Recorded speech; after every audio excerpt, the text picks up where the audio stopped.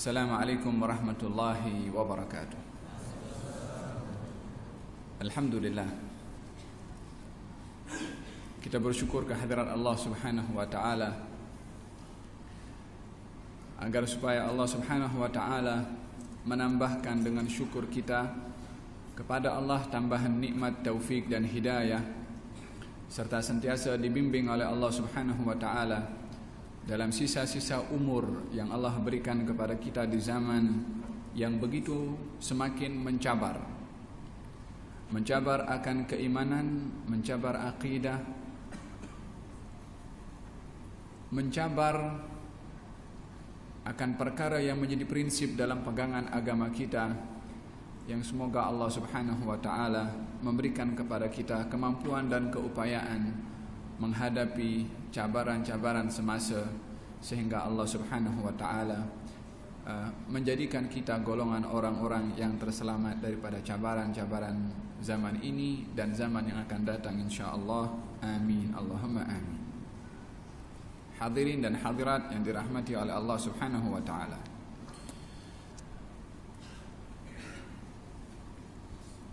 berbicara tentang tanda-tanda hari kiamat adalah perkara yang penting. Bahkan sebagaimana saya jelaskan dalam bulan yang lalu, bahwasanya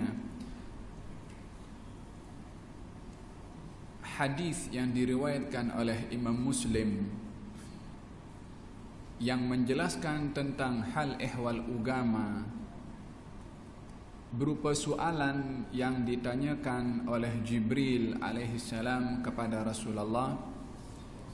4 soalan yang ditanya oleh Jibril, lalu keempat-empatnya itu dijawab oleh Rasulullah. Penghujungnya Jibril berkata, penghujungnya Nabi bersabda, soalan yang ditanyakan oleh Jibril itu adalah urusan agama kamu, yakni kesempurnaan agama. Yang pertama adalah Jibril bertanya tentang Islam, dijawab rukunnya 5. Yang kedua Jibril bertanya tentang iman, dijawab rukunnya 6. Yang ketiga bertanya tentang ihsan, dijawab rukunnya 2. Menyembah Allah seakan kamu melihat Allah. Kalau kamu tak melihat Allah, yakinlah kalau Allah melihat kepada kamu. Lalu yang keempat soalannya adalah bertanya tentang hari kiamat, yang dijawab oleh Rasulullah kalau harinya bila itu yang hanya diketahui oleh Allah subhanahu wa ta'ala, akan tetapi diberikan tanda-tanda berlakunya hari kiamat. Lalu setelah dijawab semua itu, kata baginda Rasulullah bertanya kepada para sahabat, termasuk Sayyidina Umar yang ada pada waktu itu, kamu tahu siapa tadi yang datang? Mereka menjawab, Allah dan Rasulnya yang tahu. Nabi menjawab, itu tadi Jibril, atakum yu'allimukum dinakum. Dia datang kepada kamu. Atakum, datang kepada kamu, yakni kamu di sini as-sahabah dan umat Nabi. Jibril datangnya kepada Nabi, bertanya kepada Nabi, tapi Nabi bersabda atakum, datang kepada kamu, yakni datang membawa ajaran untuk kamu, datang membawa penjelasan tentang agama kamu. Apakah itu? Yu'allimukum dinakum, mengajarkan kamu, memberitahukan kamu hal ehwal agama kamu. Apa saja? 4 tadi itu. Daripada 4 ini macam-macam bidang tafsir dalam 4 itu, hadis dalam 4 itu, fiqh dalam 4 itu, semua dibahas dalam urusan agama yang 4 tadi ini. Islam, iman, ihsan, dan perkara berkaitan dengan hari kiamat. Oleh sebab itu adalah perkara yang penting, seperti mana kita mengkaji tentang Islam, rukunnya daripada salatnya, zakatnya dan sebagainya, iman yang berkaitan dengan hal ehwal akidah, ihsan berkaitan dengan ilmu at-tasawuf, dan juga tentang hari kiamat, untuk mengkaji, mencari tahu tanda-tanda daripada hari kiamat itu, supaya mengetahui tanda-tanda hari kiamat itu menjadikan kita lebih bersedia bila mana hari itu terjadi dan kita ada di zaman itu. Allahu a'lam. Adakah kita akan menghadapi atau tidak, kita tidak tahu, kerana bila hari kiamat pun tak seorang mengetahui. Kita tidak boleh mengatakan kiamat masih jauh, masih belum lagi Dajjal keluar, belum lagi. Kalau dalam last minute nak dijadikan segala sesuatu kun fayakun, segalanya boleh terjadi dengan sekejap sahaja sesuai dengan kehendak yang dikehendaki oleh Allah. Pentingnya bagi orang yang beriman. Bahkan di zaman Rasulullah pun juga orang bertanya kepada Nabi SAW tentang tanda-tanda hari kiamat, ya kan? Hadis yang cukup masyhur itu, Nabi tengah khutbah, satu orang bertanya, "Ya Rasulullah, hari kiamat itu bila?" Kata baginda Rasulullah, "Apa yang kamu persiapkan untuknya?" Soalan sahabat ini, seorang badui bertanya hari kiamat, adalah untuk mempersiapkan diri datangnya hari kiamat itu. Maka mengetahui tanda-tanda hari kiamat adalah lebih memberikan galakan kepada kita sebagai orang yang beriman.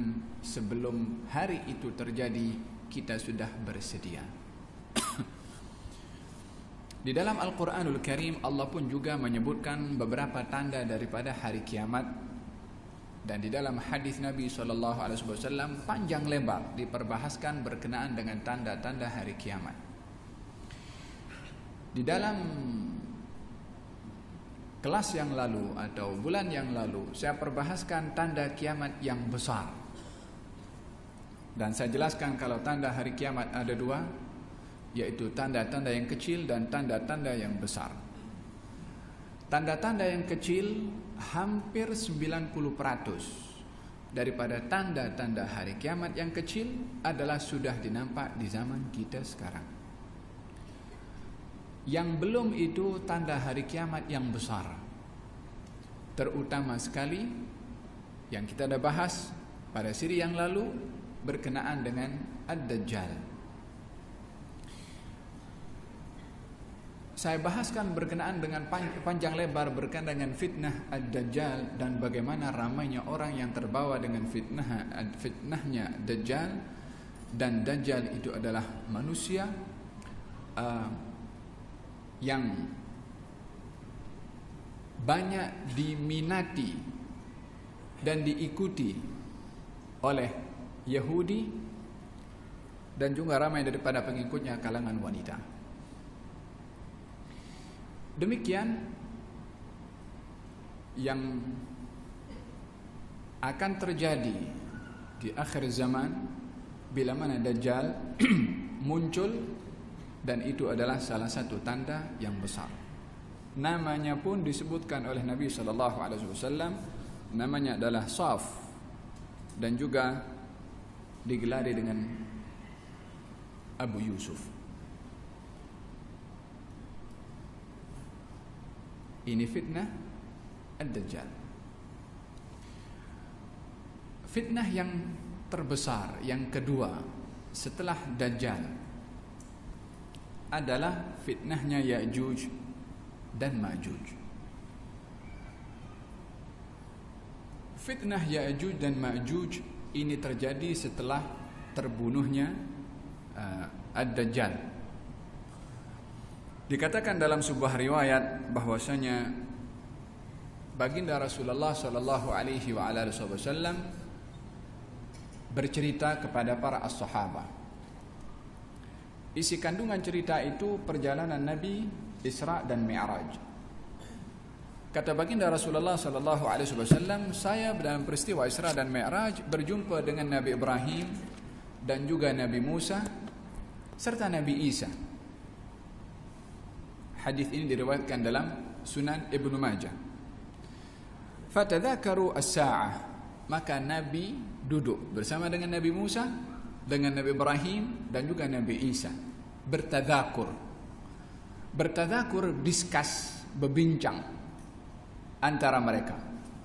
Apa yang dibincangkan? Anis-sa'ah, tentang hari kiamat. So Nabi pun berbincang tentang hari kiamat, sebab bahagian daripada ajaran dan merupakan bahagian daripada ajaran setiap agama yang diturunkan oleh Allah kepada setiap nabi adalah bercerita tentang hari kiamat, karena rukun iman yang rukun iman yang 6 itu salah satunya adalah bercerita tentang keimanan kepada hari akhirat yang dimulai tentunya dengan kiamat.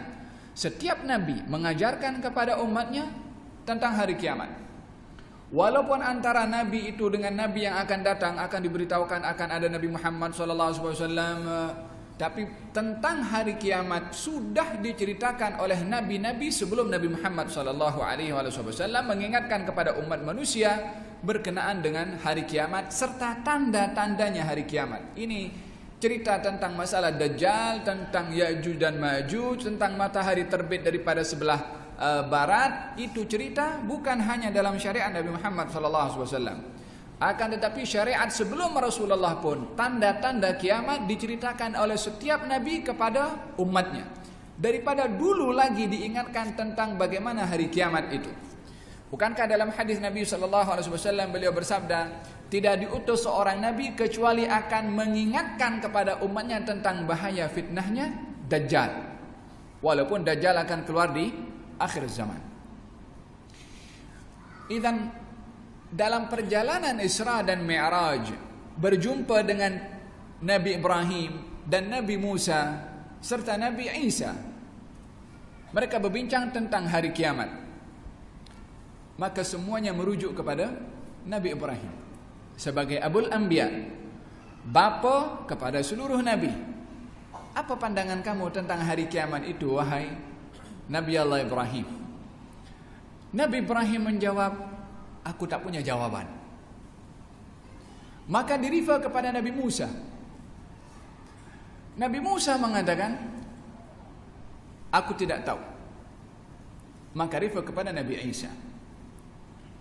Dirujuk kepada Nabi Isa oleh kerana Nabi Isa adalah merupakan Nabi yang mendahului Rasulullah satu Nabi. Yani sebelum Rasulullah tak ada lagi Nabi kecuali Nabi Isa alaihissalam. Dan Rasulullah adalah merupakan Nabi penutup kepada para anbiya. Nabi tidak bercakap dulu, tetapi merujuk kepada yang lebih senior. Rujuk kepada Nabi Ibrahim, rujuk kepada Nabi Musa, baru merujuk kepada Nabi Isa. Bertadzakur, mencari ilmu. Hatta para nabi pun duduk mereka sama-sama untuk mencari ilmu, memberikan manfaat satu dengan yang lain. Dalam kedudukan kenabian, dalam kedudukan mereka dapat wahyu dari Allah Subhanahu wa taala.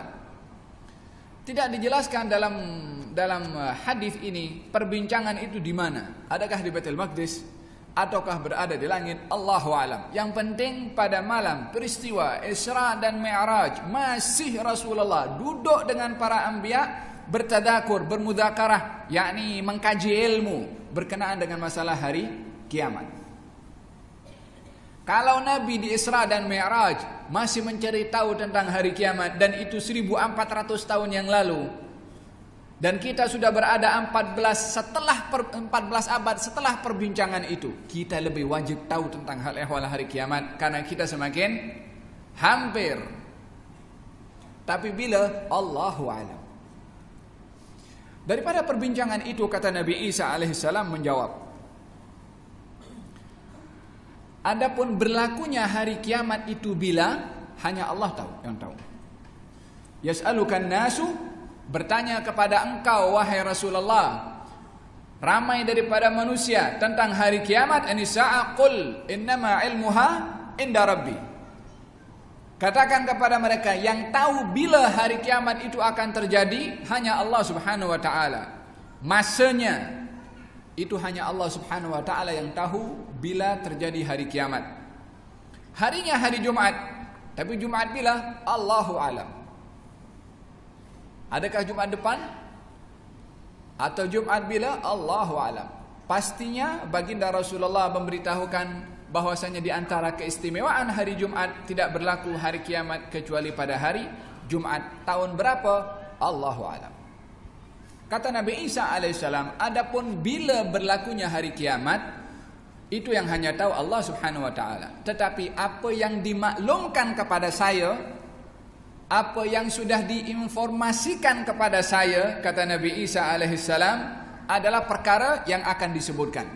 Saya akan bacakan sebentar lagi apa informasi yang didapat oleh Nabi Isa. Sebelum saya jelaskan apa yang disampaikan oleh Nabi Isa kenapa boleh menjawab kepada perkara-perkara yang tidak diketahui oleh Nabi Musa dan tidak diketahui oleh Nabi Ibrahim.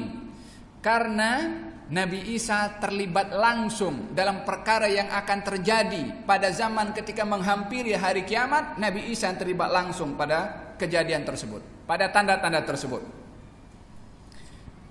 Sebab dalam agama kita, hadis yang disampaikan oleh Rasulullah, berita yang datang daripada seorang yang tidak bercakap daripada hawa nafsu, tapi wahyu dari Allah. Berita yang datang daripada orang yang tidak pernah berdusta dan tidak pernah cakap bohong.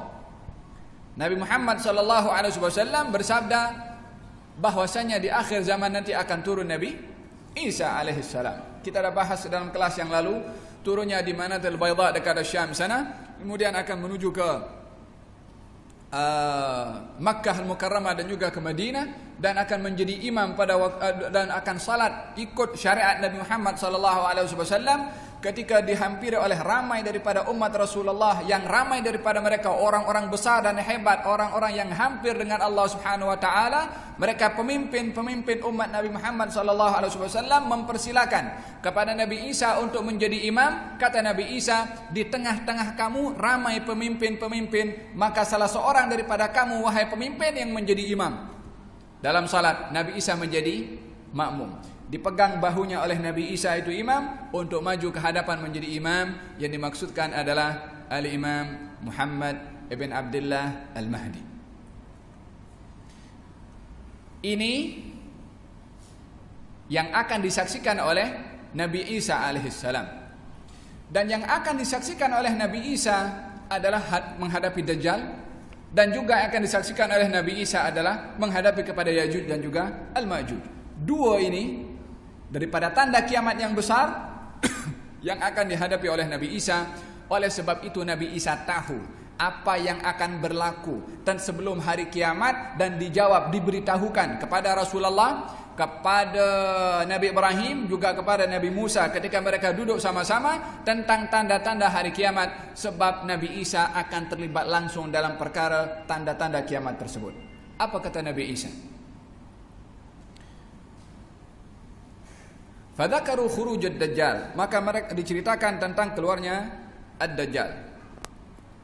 Kata Nabi Isa mengatakan, fa anzil ilaihi, saya akan turun menghadapi dengan dajjal. Fa aqtuluhu, dan saya membunuh kepadanya. Akan dibunuh di Babil Lud dekat Baitul Maqdis sana ketika berusaha untuk memasuki Baitul Maqdis.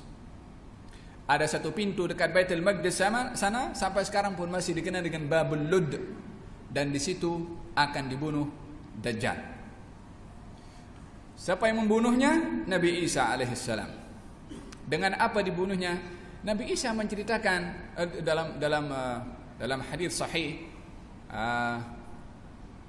diceritakan kalau pembunuhan kepada Dajjal akan dilakukan oleh Nabi Isa dengan menggunakan tombak, dan dibunuh tepat kepada bahagian dadanya. Bahagian dada Ad-Dajjal. Ketika diambil itu tombak, dicabut, ditunjukkan darah daripada Ad-Dajjal yang sudah dibunuh oleh Nabi Isa alaihissalam. Tepatnya adalah di Babu Al-Lud. Kata Nabi Isa, ia berkata, fayarji'un nas ila biladihim. Setelah Dajjal dibunuh, semua manusia akan kembali ke rumah masing-masing. Wa autanihim, dan kembali ke tanah air mereka. Artinya, ramai pada waktu itu yang datang daripada tempat pelbagai negara, datang ke sana untuk bersama dengan Nabi Isa berperang melawan kepada Ad-Dajjal. Mereka kembali. Setelah itu baru muncul Ya'juj dan juga Al-Majuj. Sebelum berlakunya Ya'juj dan Ma'juj, dalam masa lebih kurang 3 tahun, berlaku musim kemarau panjang dan musim kebuluran. setelah matinya Dajjal, selama 3 tahun. Semua usaha untuk hujan turun, tak turun hujan. Sehingga orang yang kebuluran itu, kata Rasulullah SAW, ditanya, ya Rasulullah, kalau 3 tahun tak ada turun hujan, manusia ramai kebuluran, apa yang mereka makan? Kata baginda Rasulullah, at-tasbihu, wat-takbiru, wat-tahlilu, wat-tahmid. Subhanallah, walhamdulillah, wa la ilaha illallah, wallahu akbar. 4 zikir ini adalah sama dengan makanan yang mereka makan. Dia menempati kedudukan makanan. Apa itu? At-tasbih, at-tahlil, at-takbir, dan juga at-tahmid. Al-Imam Al-Qurtubi meriwayatkan demikian berkenaan dengan selama 3 tahun itu musim kebuluran. Yang menjadi makanan kepada orang ramai pada waktu itu adalah at-tasbih. Tentunya tidak akan bertasbih kecuali orang-orang yang beriman kepada Allah Subhanahu wa taala. Baru setelah itu berlaku keluarnya Ya'juj dan juga Al-Ma'juj. Apa itu Ya'juj? Apa itu Ma'juj? Di dalam Al-Quranul Karim Allah Subhanahu wa taala berfirman tentang Ya'juj dan Ma'juj dengan beberapa ayat yang dinyatakan. Saya ambil sebahagian daripada ayat-ayat yang bercerita tentang Ya'juj dan juga Al-Ma'juj. Yang pertama adalah dalam surat Al-Kahfi, yaitu kejadian antara satu golongan yang didatangi oleh Dzulqarnain kepada mereka, dan mereka itu adalah tidak boleh bercakap dengan bahasa seperti bahasa manusia. Beritahukan kepada Dzulqarnain, inna Ya'juja wa Ma'juja mufsiduna fil ardi fahal naj'alu laka kharjan ala an taj'ala bainana wa bainahum sadda. Wahai Dzulqarnain, sesungguhnya Ya'juj dan Ma'juj mufsiduna fil ardi, melakukan kerusakan di atas muka bumi ini. Yani Ya'juj dan Ma'juj ini asal usulnya adalah terdapat 3 pandangan ulama berkenaan Ya'juj dan Ma'juj. Yang satu mengatakan dia adalah bahagian daripada manusia, keturunan daripada anak Adam yang bernama anak Nabi Nuh yang bernama Yafith bin Nuh. Anak Nabi Nuh ada beberapa orang. Di antaranya ada yang bernama Yafith. Di antaranya adalah ada bernama Sam, yang daripada Sam ramai keturunan daripada orang-orang Arab. Yafith, anak kepada Nabi Nuh alaihi salam, dikatakan daripada orang ini, daripada anak Nabi Nuh bernama Yafith, lahirlah keturunan yang dinamakan Ya'juj dan juga Al-Ma'juj. 2 kabilah itu Ya'juj, 1 kabilah Ma'juj, kabilah yang lain. Ya'juj daripada kata ajij. Ajij, api kalau menyala lahap dan berkecamuk satu dengan yang lain, itu namanya ajij. Dinamakan itu sama juga dengan Ma'juj, dari kata yang sama. Ya'juj, Ma'juj daripada kata ajij, api yang berkecamuk. Nah, kalau api itu besar, dia akan memakan satu dengan yang lain macam itu. Disebabkan keluarnya Ya'juj dan Ma'juj nanti adalah seperti mana api yang berkecamuk tadi itu.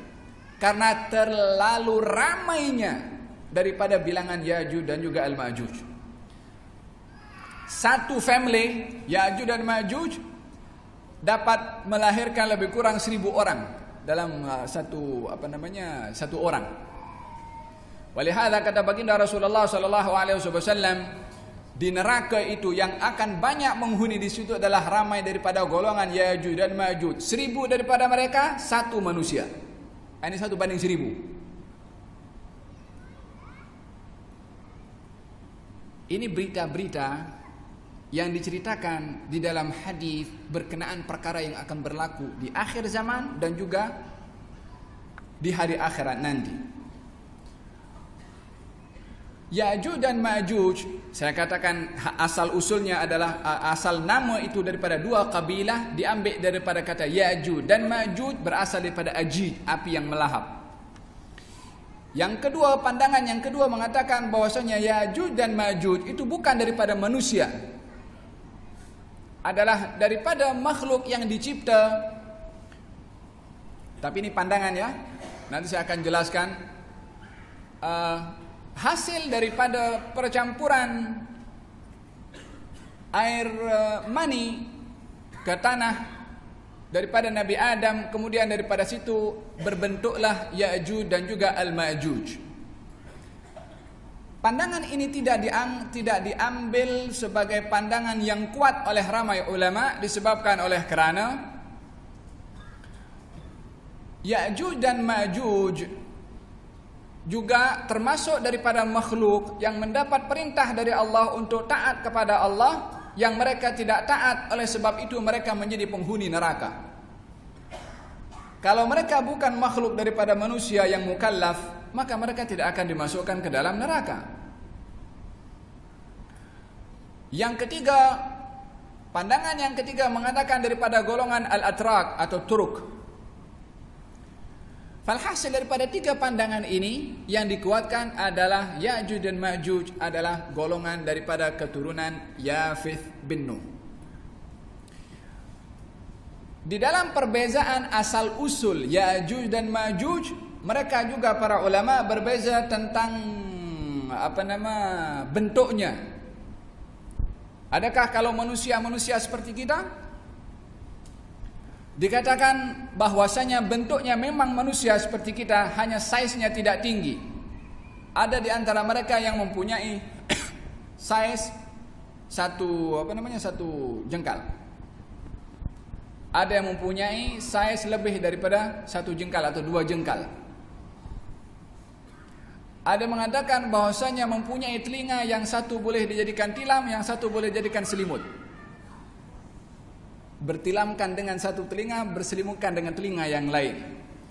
Falhasil itu adalah pelbagai macam pandangan ulama berkenaan dengan size Ya'juj dan Ma'juj, tapi kita nak lebih konsentrasikan berkenaan dengan fitnah Ya'juj dan juga Al-Ma'juj.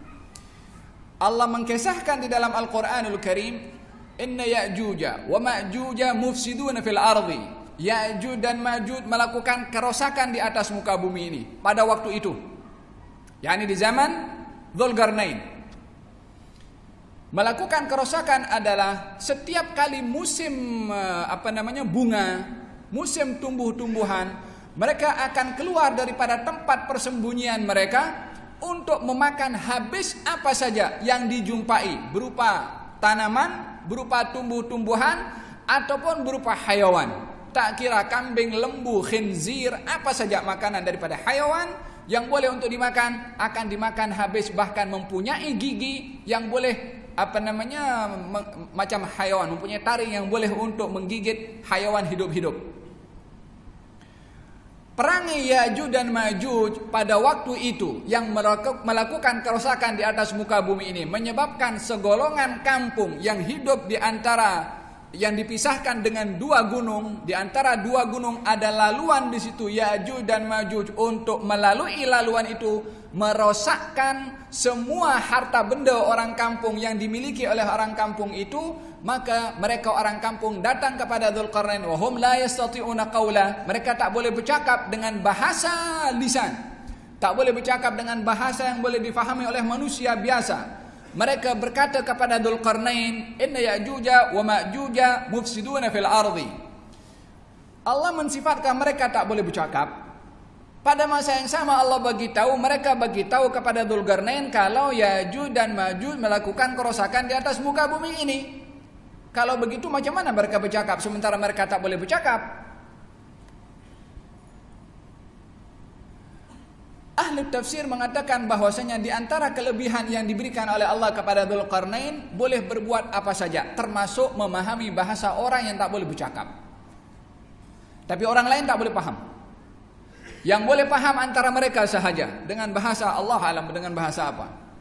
Tapi yang jelas mereka tak mempunyai bahasa yang boleh dikeluarkan oleh mulut mereka untuk memahamkan orang lain. Tapi Allah bagi keupayaan, kelebihan kepada Dzulqarnain untuk memahami maksud percakapan mereka. Baru mereka mengatakan, fahal naj'alu laka kharjan, mahukah kamu wahai Dzulqarnain kami jadikan kharjan, yakni ja'lan, pemberian harta untuk kamu bangunkan untuk kami penghalang supaya Ya'juj dan Ma'juj tidak mengganggu dan merosakkan harta benda kami. Dzulqarnain mengatakan, apa kelebihan yang Allah bagi kepada aku lebih baik daripada harta yang kamu akan bagi kepada aku. Aku tak perlu harta kamu, tapi bantulah aku untuk memenuhi hasrat kamu. Bantulah aku untuk memenuhi keperluan kamu, untuk terselamat daripada kerosakan yang akan dilakukan oleh Ya'juj dan juga Al-Ma'juj. Apa itu? Membangun dinding atau benteng daripada besi antara dua gunung yang menjadi laluan kepada Ya'juj dan juga Al-Ma'juj. Rekabina gunung itu atau rekabina dinding yang dibangun oleh Dzulqarnain itu diungkapkan, diuraikan oleh Allah Subhanahu wa taala. Yang pertama menggunakan besi. Yang kedua menggunakan tembaga. Lalu setelah itu tembaga itu dicairkan. Besi itu disusun mengikut ketinggian gunung. Yani kalau dua gunung, permukaan gunung itu yang ada tanah ataupun antara dua gunung yang menjadi laluan itu, pada laluan itu yang dibina besi setinggi gunung daripada dua arah. Satu arah lebih kepada orang kampung, satu besi lagi yang lebih mengarah kepada Ya'juj dan Ma'juj. Di antara dua gunung itu dibangun tinggi, lalu dituangkan tembaga yang dicairkan. Besi ini kalau disusun macam ini, setinggi gunung. Yang namanya besi kalau disusun, celah-celah antara satu besi dengan besi yang lain itu ada. Lubang itu kalau ada, mudah untuk dikorek. Sikit, lama-lama dia akan runtuh juga, karena itu Ya'juj dan Ma'juj setelah dibangun itu benteng atau dinding oleh Dzulqarnain, setiap hari keluar untuk meruntuhkan, mengorek dengan tangan mereka sedikit demi sedikit agar supaya untuk meruntuhkan kepada dinding tersebut. Maka lapisan daripada besi itu ditutup dengan cairan tembaga yang dituangkan daripada atas. Qalam fukhu, disuruh panaskan dengan api, kemudian dituangkan itu tembaga ke seluruh tumpukan daripada besi, sehingga celah-celah antara besi semuanya tertutup dengan tembaga. Apa hikmahnya? Supaya tidak mudah untuk dikorek. Yang kedua, supaya tidak mudah untuk dipanjat. Karena Ya'juj dan Ma'juj kalau hanya tumpukan besi saja dia boleh panjat. Tapi nak panjat kalau licin, mereka tak boleh untuk memanjat. Walihada dalam hadis Nabi SAW dalam Sahih Muslim dikatakan satu hari baginda Rasulullah tidur di rumah Siti Zainab binti Jahash, maka satu malam itu Nabi bangun dalam keadaan Nabi itu pucat. Kata baginda Rasulullah, "Wailun lil Arabi min syarrin qad iqtarab." Kebinasaan dan kehancuran akan menimpa orang Arab. Wailul lil Arabi min syarrin qad iqtarab. Celaka pada orang Arab akan kebinasaan yang menghampiri kepada mereka, kehancuran yang menghampiri kepada mereka. Yani dinisbahkan kepada orang Arab akan permulaan fitnah yang akan terjadi adalah di negara Arab. Min syarrin qad iqtarab. Lalu baginda Rasulullah bersabda, telah terbuka daripada dinding radem. Radem itu bangunan dinding yang dibangun oleh Dzulqarnain. Telah berlubang daripada dinding Dzulqarnain seperti ini. Nabi meletakkan ibu jari dengan jari telunjuk macam ini. Lubang. Lubangnya seperti ini 14 abad yang lalu. Bukankah di dalam Al-Quranul Karim Allah Subhanahu wa taala ketika menceritakan tentang Ya'juj dan Ma'juj dan dinding yang dibangun oleh Dzulqarnain, Allah Subhanahu wa taala berfirman, bila mana tiba waktu yang dikehendaki oleh Allah, ja'alahu dakka, akan hancur itu dinding. Tapi tunggu masa. Belum tiba waktunya, tapi akan tiba. Yang bila mana hancur akan keluar itu Ya'juj dan Ma'juj min kulli hadabin yansilun. yakni daripada tempat yang tinggi mereka akan meluncur ke bawah, itu macam binatang yang kehausan dan kelaparan yang sedang mengejar kepada mangsanya. Demikian keadaan dengan jumlah bilangan yang Allahu alam berapa sebenarnya jumlah bilangan Ya'juj dan juga Al-Ma'juj. Maka dibangun benteng itu oleh Dzulqarnain. Daripada situ sampai sekarang benteng itu masih kokoh dan kuat, walaupun di zaman Rasulullah sudah mulai pecah. Sebesar ini berlubang, sebesar ini sekarang Allahu alam. Dindingnya pun tak diketahui secara pasti berada di mana. Falhasil kata Nabi Isa alaihissalam, setelah aku bunuh kepada Dajjal, senjang beberapa lama mereka sudah kembali ke kampung masing-masing, akan keluar Ya'juj dan juga Al-Ma'juj. Lalu kata Nabi Isa berkata, فلا يمرون بماء إلا شربوه ولا شيء إلا أفسدوه فيجأرون إلى الله فأدعو الله أن يميتهم فتنتن الأرض من ريحهم فيجأرون إلى الله فأدعو الله فيرسل السماء فتحملهم فتلقيهم في البحر. Bila mana Ya'juj dan Ma'juj ini keluar, tidak lalu di setiap tempat kecuali akan melakukan apa yang biasa mereka lakukan sebelum ini, yakni melakukan kerusakan. Tak ada tanaman yang hidup kecuali akan dimakan. Tak ada hayawan yang dilalui, mereka akan memakannya. Sehingga melintasi kepada satu buhaira. Buhaira namanya Buhaira Tabariyah. Itu dekat antara Syam dengan Iraq. Buhaira ada tumpukan atau dom ataupun telaga yang dipenuhi dengan air. Itu Ya'juj dan Ma'juj berjalan melalui kepada buhaira telaga itu. Setiap satu daripada mereka minum daripada telaga tersebut, sehingga sampai pertengahan mereka berjalan macam berbaris macam itu. Sampai pertengahan, belum sampai kepada penghujungnya, daripada jumlah bilangan Ya'juj dan Ma'juj itu buhaira sudah kering. Tak ada lagi ada air. Kata mereka yang Ya'juj berada di belakang itu, dulu macam ada air di sini. Padahal memang ada air, tapi habis dimakan oleh yang di hadapan sana. Sudah diminum oleh yang di hadapan sana. Habis. Rakus. Dan mempunyai kekuatan yang luar biasa. Allah subhanahu wa ta'ala bagi tahu kepada Nabi Isa alaihissalam, aku akan utuskan, hantarkan makhluk yang kamu tak boleh lawan. Kecuali Allah sahaja yang boleh mengalahkan kepada mereka. Sebelum datangnya itu Allah bagi tahu kepada Nabi Isa alaihissalam, aku akan hantarkan makhluk yang tak boleh dikalahkan oleh manusia, akan melakukan kerosakan di atas muka bumi ini. Kecuali Allah sahaja yang mampu mengalahkan kepada mereka. Maka Nabi Isa alaihissalam mengajak kepada kaum muslimin pada waktu itu bersembunyi masing-masing di mana tempat mereka boleh bersembunyi. Tidak boleh lagi untuk berlawan. Tidak seperti ketika berhadapan dengan Dajjal dan juga pengikutnya. Waktu itu akan berlaku peperangan yang dipimpin oleh Nabi Isa, dan Nabi Isa diikuti oleh ramai kaum muslimin. Sebagaimana saya katakan, Nabi Isa menceritakan sendiri, setelah bunuh Dajjal, ramai orang-orang Islam balik ke kampung masing-masing.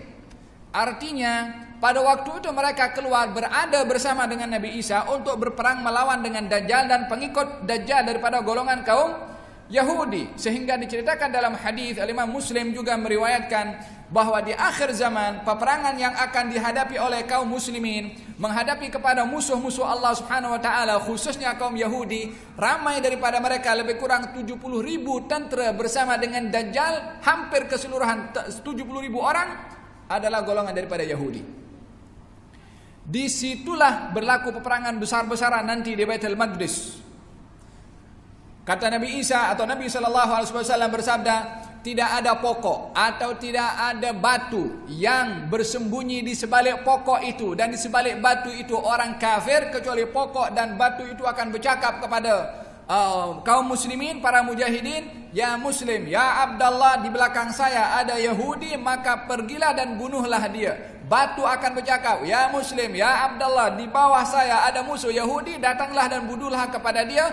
Hampir keseluruhan daripada pokok dan batu akan bercakap, kecuali pokok yang dinamakan pokok Gharqadah. Hanya pokok itu saja yang tak bercakap, yang sekarang jumlahnya pun pokok itu ramai di Baitul Maqdis. mereka Ya'juj dan Ma'juj adalah juga makhluk yang tidak mempunyai bahasa perbualan yang boleh difahami oleh orang lain.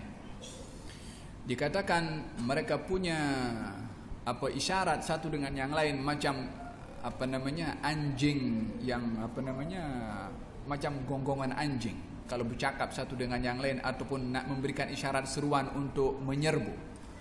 Dan ada bahasa satu dengan yang lain dengan bahasa yang tak ada kalimat, hanya difahami oleh mereka sahaja.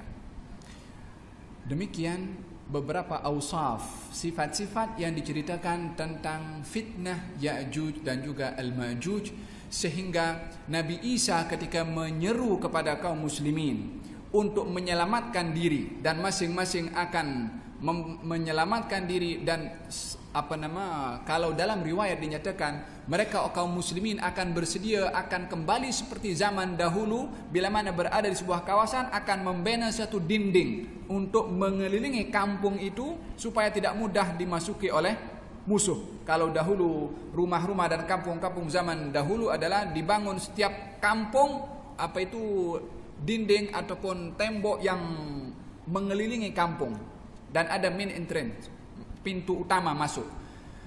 Pada waktu itu kata baginda Rasulullah sallallahu alaihi wasallam, Nabi Isa menyuruh kepada kaum muslimin untuk kembali bersembunyi dan masing-masing membawa hayawan-hayawan mereka, hayawan ternak yang boleh dimanfaatkan selama mereka bersembunyi di dalam benteng mereka.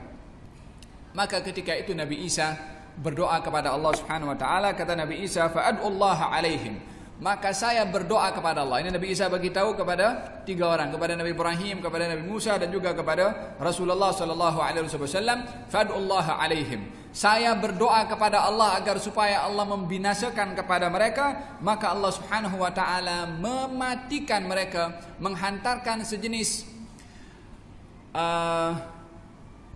ulat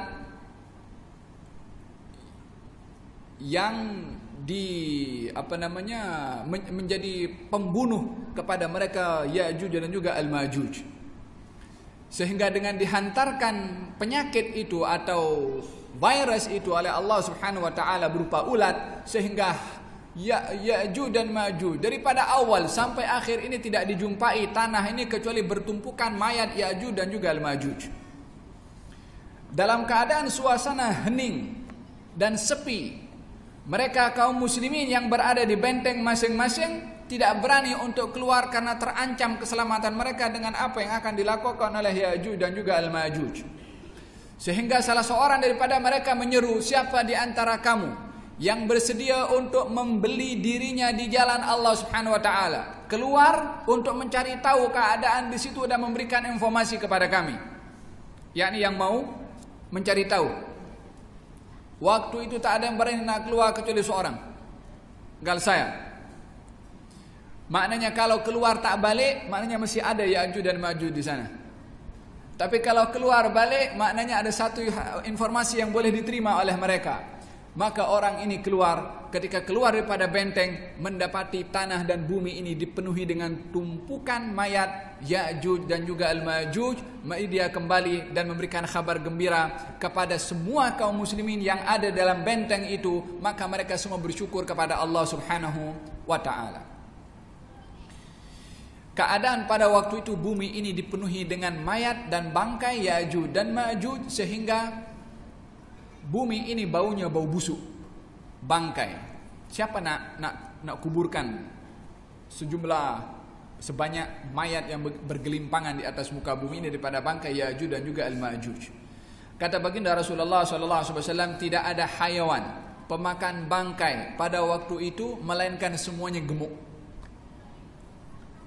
Karena bangkai yang begitu banyak dan dimakan oleh hayawan-hayawan pemakan bangkai, Allah Subhanahu wa taala setelah Nabi Isa berdoa kepada Allah menghantarkan hujan, dan hujan itu membawa air yang banyak dan banjir membawa bangkai Ya'juj dan Ma'juj ke lautan. Barulah bumi itu pada waktu itu bersih, dan barulah tumbuh-tumbuhan dengan begitu segarnya tumbuh-tumbuhan, dan pada waktu itu adalah bumi ini dipenuhi dengan keindahan dan satu wajah yang baru berlaku kepada bumi. Tumbuh-tumbuhan pun yang tumbuh tidak seperti tumbuh-tumbuhan sebelumnya yang tumbuh. Dikatakan satu buah delima itu boleh dimakan oleh sekian ramai orang sampai kenyang. Kulit delima itu adalah besarnya macam kubah ini. Itu kulit delimanya. Isinya boleh dimakan sekian tumbuh-tumbuhan, subhanallah. Ini saya bukan cerita kosong ya ini. Ini kumpulan riwayat. Sehingga satu tangkai anggur boleh dimanfaatkan satu keluarga sampai kenyang. Tumbuh-tumbuhan, buah-buahan yang tumbuh amat berbeza dengan buah-buahan yang sebelumnya. Subur, begitu subur. Pada waktu itu, setelah bumi ini sudah dipenuhi dengan keindahan, tumbuh-tumbuhan mulai subur, dan manusia hidup dalam keadaan aman. Bahkan keamanan yang ada, ketentraman yang ada, Allah subhanahu wa ta'ala mencabut daripada manusia sifat hasad, dengki dan sifat benci. Sehingga satu hubungan yang begitu indah dan mesra satu dengan yang lain. Dikatakan kemesraan ataupun juga keamanan yang dapat dirasa pada waktu itu bukan hanya kepada manusia yang hubungannya baik, bahkan kepada hayawan. Singa boleh jalan sama-sama dengan lembu. Itu an-namir, harimau boleh berjalan dengan onta. Serigala berjalan dengan kambing. Bahkan dikatakan dalam hadis juga, budak-budak kecil boleh bermain dengan ular dan tangannya itu dimasukkan dalam mulut ular. Subhanallah. Keajaiban atau kejadian yang berlaku begitu aman, tentram, yang tak boleh digambarkan bagaimana keindahan hidup pada waktu itu setelah hancurnya Ya'juj dan juga Al-Ma'juj. Ketika keamanan sudah mulai menyeluruh di atas muka bumi ini, hubungan antara manusia dengan manusia, bahkan hayawan dengan hayawan yang lain, tak ada yang saling membunuh satu dengan yang lain. Baru di situ Nabi Isa akan meninggal dunia dan disalatkan oleh kaum muslimin. Setelah Nabi Isa meninggal dunia, barulah akan tiba hantaran angin yang lembut dari Allah untuk mengambil nyawa setiap orang-orang yang beriman.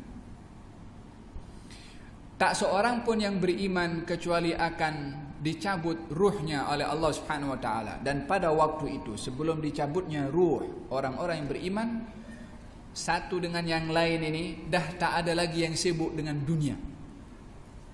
Sehingga kata baginda Rasulullah, wahai sekalian manusia, bersedekahlah kamu sebelum tiba waktu kamu nak bersedekah, tak ada orang yang nak terima. Akan tiba satu zaman yang nak bersedekah ini cari orang yang mau terima sedekah. Di zaman kita sekarang, orang yang nak bersedekah bersembunyi daripada orang yang minta sedekah. Banyaknya orang yang meminta sedekah. Akan tiba satu zaman, orang yang nak bersedekah tak jumpa siapa yang nak menerima sedekah. Nak mengambil ganjaran pahala sedekah tak boleh, tak ada yang nak terima. Sampai tiba satu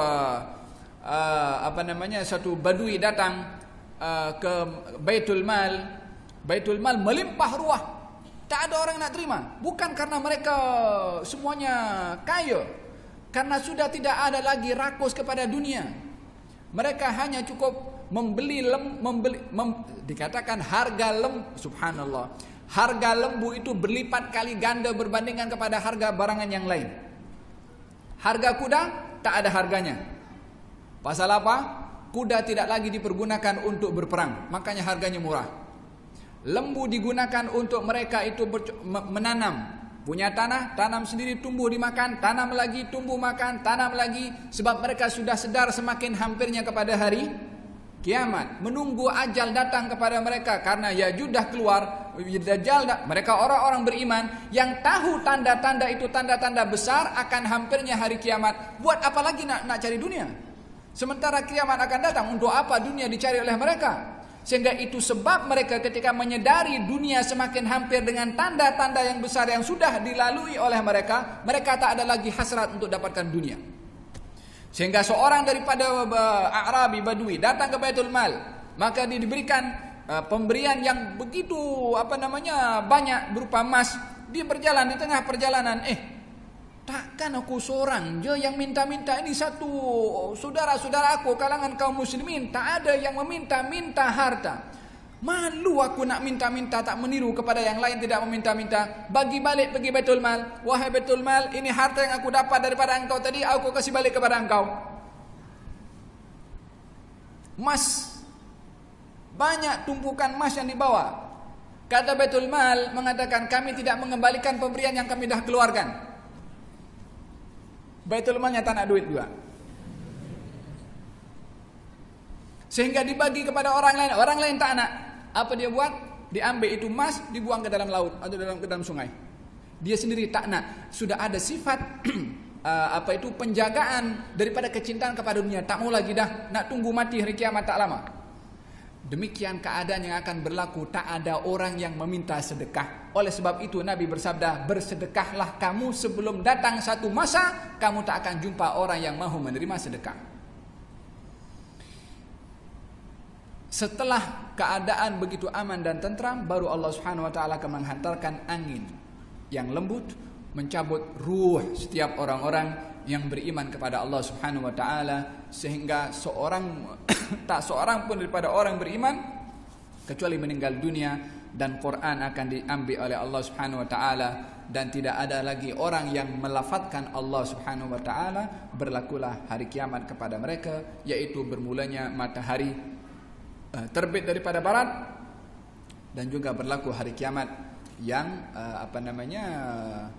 berlaku hancurnya planet dan juga hancurnya segala perkara yang dicipta oleh Allah Subhanahu wa taala. Dan daripada sini kita dapat memahami fitnah Ya'juj dan juga Al-Ma'juj adalah penghujung sebelum matahari terbit daripada sebelah barat. Setelah Ya'juj dan Ma'juj, maka semua orang-orang beriman akan diambil oleh Allah Subhanahu wa taala, dan tidak ada, kata baginda Rasulullah, kepada mereka, yakni kepada orang yang hidup di mana hari kiamat berlaku kepada mereka adalah syirarun nas, orang-orang yang terburuk, yaitu hidup di zaman sudah tiada lagi orang-orang yang beriman, bahkan tiada lagi orang yang menyebut atau melafadzkan lafaz Allah. Kepada mereka, kata baginda Rasulullah, akan berlaku hari kiamat. Hadirin hadirat yang dirahmati oleh Allah Subhanahu wa taala, fitnah Ya'juj dan juga Al-Ma'juj adalah fitnah yang terbesar setelah Ad-Dajjal.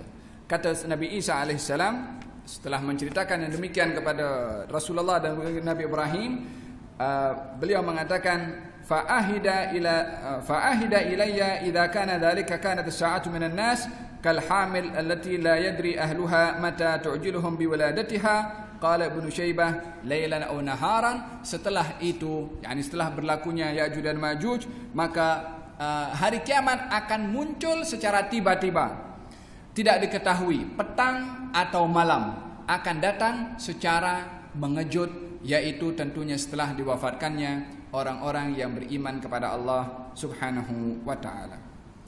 Demikian beberapa perkara yang berkaitan dengan fitnah Ya'juj dan juga Al-Ma'juj. Wallahu ta'ala alam. Kita berdoa kepada Allah Subhanahu wa ta'ala, moga-moga Allah Subhanahu wa ta'ala menyelamatkan kita daripada fitnah az-zaman, dan kita mudah-mudahan dan serta keturunan kita, kalau kita tak jumpa dengan fitnah-fitnah itu, mudah-mudahan Allah Subhanahu wa ta'ala menjaga keturunan kita di masa akan datang ini, dijaga iman mereka oleh Allah Subhanahu wa ta'ala, tidak tergolong daripada orang-orang yang terkena fitnah Dajjal ataupun fitnah Ya'juj dan Ma'juj, dan tidak termasuk daripada golongan orang-orang yang hidup di akhir zaman yang dikatakan mereka adalah syirarun nas, seburuk-buruk manusia, kata baginda Rasulullah, yang hari kiamat berlaku kepada mereka di dalam ketiadaan Al-Quran, dan tiada lagi orang yang melafazkan lafaz Allah Subhanahu wa taala. Dengan umur yang Allah bagi kepada kita, peluang untuk kita adalah menghampirkan diri kepada Allah dan berdoa kepada Allah Subhanahu wa taala agar supaya Allah Subhanahu wa taala menetapkan iman kita, menetapkan tauhid kita, menjaga kita daripada fitnah-fitnah yang berlaku. Di antara doa Rasulullah, Allahumma inna nas'aluka fa'ilal khairat wa tarkal munkarat wa hubbal masakin wa idza aradta biqaumin fitnatan faqbitna ghaira maftun. Ya Allah, aku mohon kepadamu, ya Allah, kami mohon kepadamu untuk Engkau tunjukkan akan amal-amal baik supaya kami dapat melakukannya, dan amal-amal yang buruk untuk kami dapat meninggalkannya, dan jadikan kami orang-orang yang sukakan kepada orang-orang miskin. Bila mana Engkau menghendaki akan fitnah, maka cabutlah nyawa kami dalam keadaan kami terselamat daripada fitnah. Demikian doa Nabi Muhammad sallallahu alaihi wa ala alihi wasallam. Semoga kita terselamat daripada fitnah zaman, fitnah dunia, fitnah kedudukan, fitnah yang mencabar kepada akidah kita, insya-Allah. Dan moga-moga Allah Subhanahu wa taala lindungi ahli keluarga kita, lindungi keturunan kita, dan dijadikan oleh Allah Subhanahu wa taala golongan orang-orang yang membela kepada agama Nabi Muhammad sallallahu alaihi wa ala alihi wasallam. Allahumma hdina bihudak waj'alna mimman yusari'u fi ridak wa la tuwallina waliyan siwak wa la taj'alna mimman khalafa amraka wa 'asak wa hasbunallahu wa ni'mal wakeel wa la hawla wa la quwwata illa billahil aliyyil azim. Wa sallallahu ala sayyidina Muhammadin wa ala alihi wasallam. Alhamdulillahirabbil alamin. Wassalamu alaikum warahmatullahi wabarakatuh.